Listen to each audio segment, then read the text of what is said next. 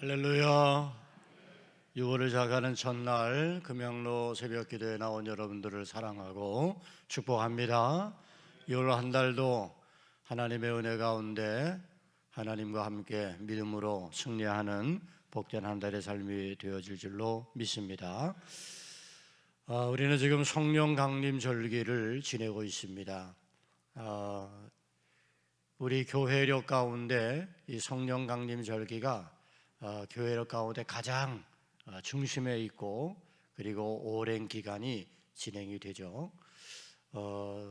이렇게 우리가 성령 강림 절기를 지키며 저는 우리 성도 여러분들이 무엇보다도 6월 한 달 하나님의 성령의 충만함 속에서 성령 받고 또 성령의 행하시는 가운데 그 성령이 이끄시는 대로 나아가는 그런 복된 한 달이 되어지기를 축복합니다.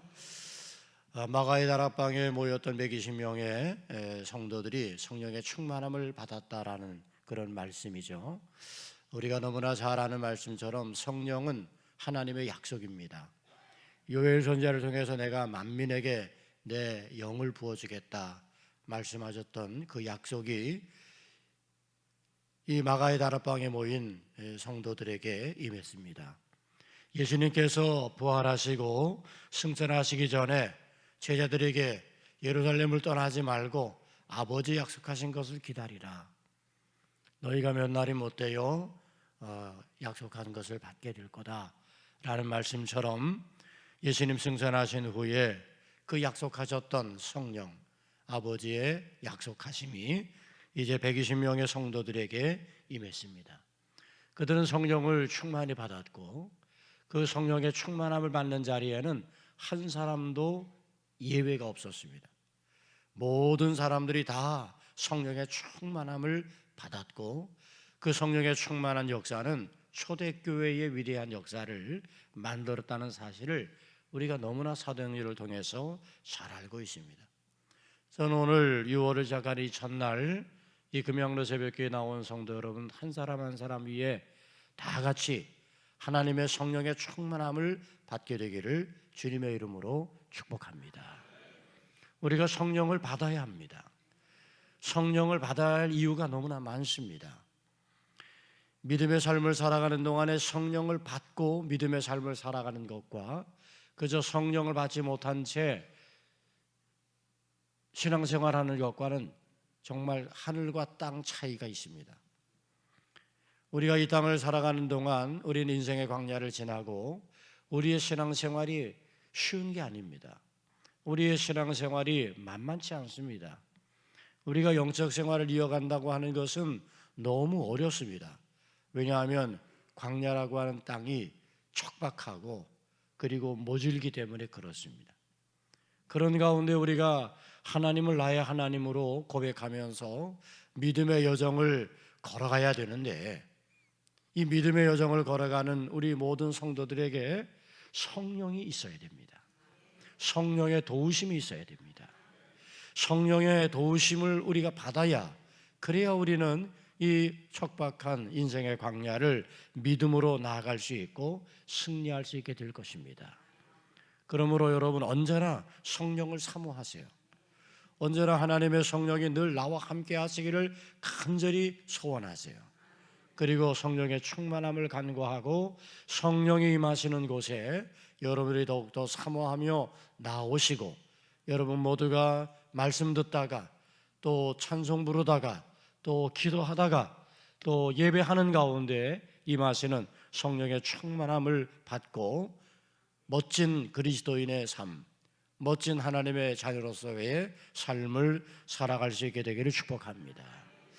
우리가 너무나 잘 아는 말씀이죠. 항상 기뻐하라, 쉬지 말고 기도하라, 범사에 감사하라. 이것이 그리스도 예수 안에서 누굴 향하신?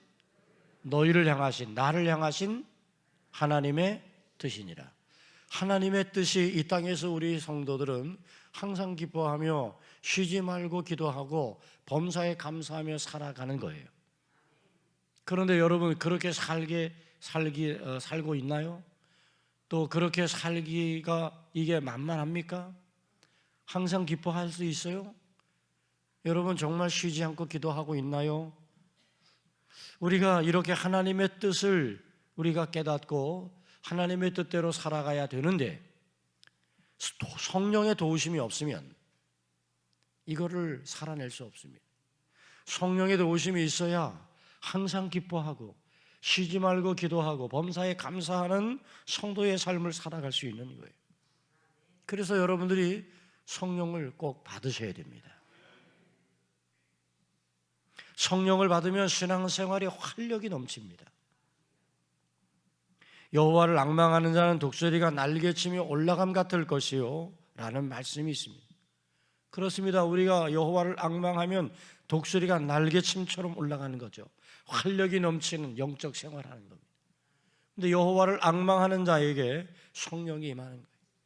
그러니까 우리가 성령을 받으면 우리의 영적 생활, 여기에 활력이 넘치 예배하는데 그 예배가 생명력 있는 예배가 되고 찬송 하나를 불러도 그 찬송에 감동이 임하고 우리가 함께 부르짖어 기도할 때 뜨거운 마음을 갖게 되는 거예요. 성령을 받으면 여러분 우리 안에 원망과 불평이 일어날 수 없어요. 범사에 감사하라고 한 말씀처럼 매사에 감사할 뿐입니다. 감사가 없다는 것은 성령을 받지 못했다는 거예요. 성령을 받으면 하나님의 은혜가 생각나고 모든 게 다 하나님의 은혜임을 깨달아지게 되죠. 그러니 지금 내게 조금 부족한 것, 지금 내 마음에 조금 불편한 것 때문에 원망과 불평이 아니라 오히려 내게 베푸는 하나님의 사랑과 은혜가 기억함으로 그것을 알므로 모든 것에 감사할 수 있는 거예요. 저는 여러분들이 정말 성령을 받고 여러분의 영적 생활이 감사로 풍성해지기를 축원합니다. 그저 우리의 삶에 감사가 넘쳐나는 거 얼마나 이게 복된 성도의 모습이겠어요? 성령을 받으면 모든 일에 열정이 생깁니다. 그러니까 성령은 우리를 열정 있는 사람으로 만드는 거예요. 독수리가 날개치며 올라감 같을 때에도 피곤치 아니하고 곤비치 아니하겠다고 그랬는데 그렇습니다. 무엇을 하든지 열정을 가지고 최선을 다하는 거예요. 우리가 맡겨진 일이 크든지 작든지 내게 주어진 그것에 우리는 마음을 모을 수 있고 거기에 열정과 또 성의를 우리가 거기에 부을 수 있는, 쏟아 부을 수 있는 그 성령이 내 안에 계셔야 그 성령이 나를 그렇게 열정 있는 그리스도인의 모습으로 살아가게 됩니다. 성령을 받음으로 초대교회 성도들은 권능을 받았습니다. 주님이 약속하셨던 말씀대로 그대로 이루어졌어요. 오직 너희에게 성령이 임하시면 너희가 권능을 받는다. 권능을 받는다. 초대교회 성도들은 권능을 받았습니다. 그래서 그 권능을 가지고 그들은 멋진 그리스도인의 삶을 살았다고 하는 사실을 우리는 알아야 됩니다. 여러분, 제자들의 삶을 세 시기로 구분할 수 있죠. 예수님과 함께 했던 3년의 공생애, 그리고 예수님 십자가에 달리시고 그리고 부활하시고 승천하시기까지의 40일의 기간, 그리고 예수님 승천하신 후에 그들이 오순절 마가의 다락방에 성령 충만함을 받고 그 이후에 그들이 권능을 받았던 그런 시간, 초대교회에 하나님의 놀라운 역사가 일어났던 것은 이 성령의 충만한 역사 가운데 시작되었다는 거죠. 성령을 받기 전과 성령을 받은 후에 제자들의 모습은 완전히 다릅니다. 그들에게 이렇게 변화가 일어나고 그렇게 그들이 권능 있는 그리스도인의 모습으로 제자로서의 삶을 살아갈 수 있게 했던 그 이유가 뭘까? 그것은 바로 오순절 마가의 다락방에 임했던 성령 충만한 역사였던 거예요. 저는 여러분들에게도 그런 하나님의 역사가, 성령의 역사가 있게 되기를 주님의 이름으로 축원합니다. 우리 모두가 다 성령을 받고 성령 받기 전에 우리의 모습과 전혀 다른 성령 충만한 가운데 이루어가는 권능 있는 그리스도인의 삶을 살아가는 우리 도봉의 모든 성도가 되기를 주님의 이름으로 축복합니다. 권능 있는 그리스도인, 여러분 그 권능은 어떤 권능일까 생각해 보셨나요?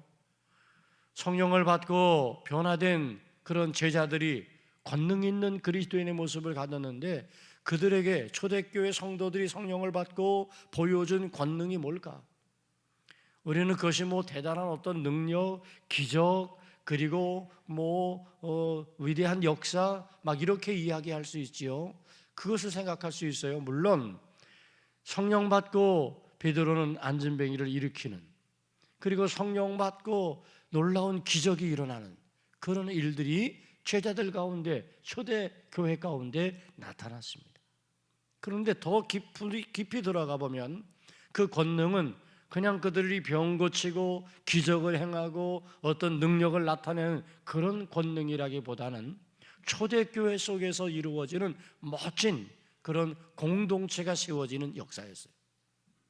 그 멋진 공동체가 세워지는 역사, 그것은 바로 사랑이었습니다.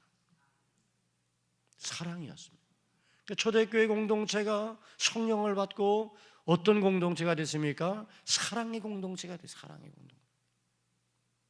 여러분, 우리가 성령을 받아야 될 이유가 있어요. 왜? 우리가 권능 있는 그리스도인이 되어야 되니까. 그런데 우리가 그 성령을 받고 기적을 행하고 병든 자를 고치고 우리가 예측하지 못하고 상상하지 못했던 그런 어떤 놀라운 일들이 나타나는 그것만을 권능이라고 생각하면 안 돼요. 진정 우리 주님께서 우리에게 약속한 권능, 그건 바로 사랑이에요.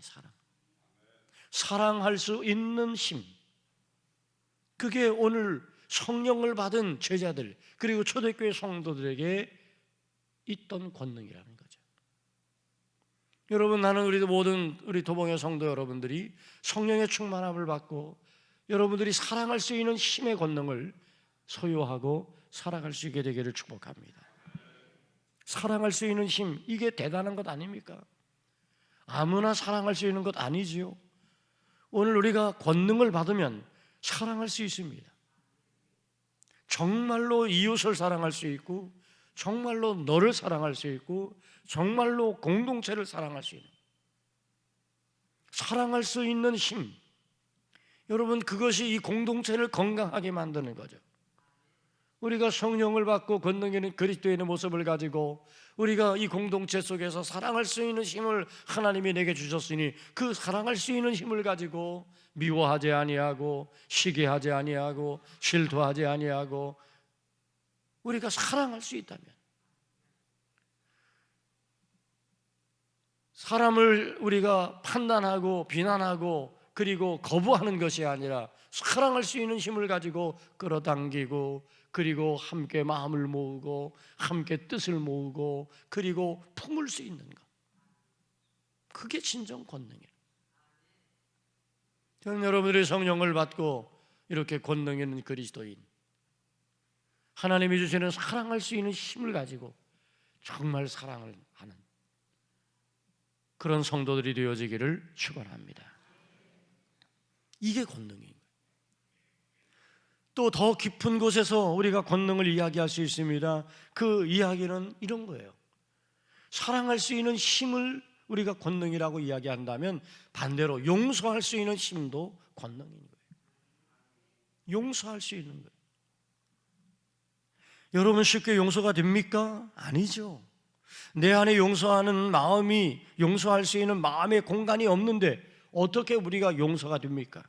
미워하는 마음이 여전히 내 마음을 꽉 지배하고 있는데, 가득 채워져 있는데 어떻게 됩니까? 여전히 내가 의심하는 마음을 갖고 그 마음이 나를 지배하고 있는데 여러분, 어떻게 용서가 됩니까? 그런데 성령을 받으면, 성령이 우리에게 권능을 주시면, 그러면 용서할 수 있는 힘을 얻게 된다는 거예요. 예수님께서 용서하라는 말씀을 하셨습니다. 용서를 하되 70번씩 7번이라도 용서하라고 무한 용서의 삶을 말씀하셨는데, 우리가 어떻게 그렇게 무한 용서의 삶을 살 수 있습니까? 그럴 힘이 내게는 없어요. 그러나 성령이 우리 가운데 임하시면 우리가 그렇게 살 수 있지 않겠어요? 정말로 용서할 수 있지 않겠어요? 어제 어떤 분하고 대화를 나누다가 오랜 시간 대화를 나누는데 그런데 그런 이야기를 했어요. 지나간 시간들의 잘못된 것들을 용서할 수 있다고. 제가 그런 얘기했어요. 나는 지나간 시간, 과거에 있었던 일들은 기억하지 않는다고. 그랬더니 그분이 자기는 기억하지 않진 않는데 기억을 한대. 그런데 그것을 넘어서려고 노력한대. 어쩌면 그분 말이 맞을지도 몰라요. 여러분, 오늘 우리가 왜 그렇게 오랫동안 그걸 붙잡고 살아? 왜 용서하지 못하는 마음 붙잡고 힘든 삶을 살아? 그것이 나에게 무슨 유익을 주지? 오히려 내 마음을 괴롭히고 힘들게 하고 계속 미움의 눈초리로 바라보게 하고 의심의 눈초리로 바라보게 하고, 그리고 그 속에 서로 함께 할 수 있는 그게 없는데, 여러분, 용서하는 마음, 이것이 오늘 우리 가운데 있어야 우리는 지난날 내가 가졌던 그것들, 지나간 시간들의 아픔들, 그런 것들을 지워버릴 수가 있는 거예요. 그런데 그 힘이 내게 있어요? 없어요. 우리의 이 조불한 모습에 있어요? 없어요. 성령이 우리를 도우셔야, 성령을 받아야, 성령이 오늘 우리를 그렇게 이끌어 주셔야, 그래야 용서할 수 있는 힘을 가지고 용서하며 살아갈 수 있게 될 줄 믿습니다. 범사에 감사하는 것이 우리를 향한 하나님의 뜻이라는 사실을 알지만, 여러분, 우리가 정말 감사할 수 있나요? 너희는 감사하는 자가 되라 라고 그렇게 성경은 우리에게 말씀하고 있지만, 여러분, 우리가 얼마나 감사하는 자의 삶을 살아가고 있습니까? 성령을 소멸치 말고 예언을 멸시치 말라, 범사에 헤아려 좋은 것을 취하라 라고 그렇게 성경은 우리에게 말씀하고 있지만, 여러분, 우리가 범사에 헤아려 좋은 것을 취하는 그런 삶이 오늘 우리 가운데 가능한가요? 이것을 가능하게 하는 힘, 그게 바로 성령이에요. 저는 여러분이 성령을 충만히 받고 정말 무한 감사의 삶을 살아갈 수 있게 되길 축복합니다. 그저 툭 건드리면 감사합니다. 그저 무슨 일만 있으면 감사합니다. 그저 모든 것에 감사함으로 반응하고 감사함으로 내가 우리에게 주어진 삶의 모습을 가지고 나아갈 때 하나님께서 그 삶에 더 풍성한, 그리고 넘치는 하나님의 은혜로 역사해 줄 믿습니다. 죽도록 충성하라고 그렇게 바울은 권면하죠. 그리하면 생명의 면류관을 네가 얻을 것이다. 그래서 맡은 자에게 구할 것은 충성이다. 우리는 충성된 그리스도인의 삶을 살아가기를 원합니다. 우리의 주인 되신 주님께 충성하고, 오늘 하나님이 허락하신 이 아름다운 교회 공동체 속에서 우리에게 맡겨져 있는 직분과 사명에서 우리는 충성하기를 원합니다. 저는 우리 성도들의 그 헌신과 섬김, 이 모습을 볼 때 얼마나 감사한지 몰라요. 맡겨져 있는 일에 최선을 다하고 어떻게든지 그 일을 감당하려고 노력하는 그런 충성스러운 우리 성도들의 모습을 볼 때 너무 감사해요. 저는 그 충성이 성령의 권능을 가지고 성령의 충만함을 받아 성령이 주시는 그 권능으로 더욱더 충성할 수 있는, 그래서 착하고 충성된 종아라고 그렇게 부름받을 수 있는 우리 모두가 될 수 있기를 축복합니다. 내가 작은 일에 충성하였으니 내가 많은 것을 내게 맡기겠다고 하신 주님의 말씀처럼 우리에게 주어진 어떤 일이라 할지라도 그것이 작다 하지 아니하고 우리에게 맡겨져 있는 그 직분과 사명에서 충성을 다함으로 우리 모두가 착하고 충성된 종이라 칭찬받고, 이 험난한 세상 광야의 인생 가운데 여러분, 우리가 멋진 그리스도인, 활력 있는 신앙 생활을 통해서 하나님이 주시는 은혜를 누리고 하나님께서 맡겨주신 귀한 삶의 자리에서 멋진 우리 하나님의 자녀된 삶을 살아가는 우리 성도들 되어지길 축복합니다.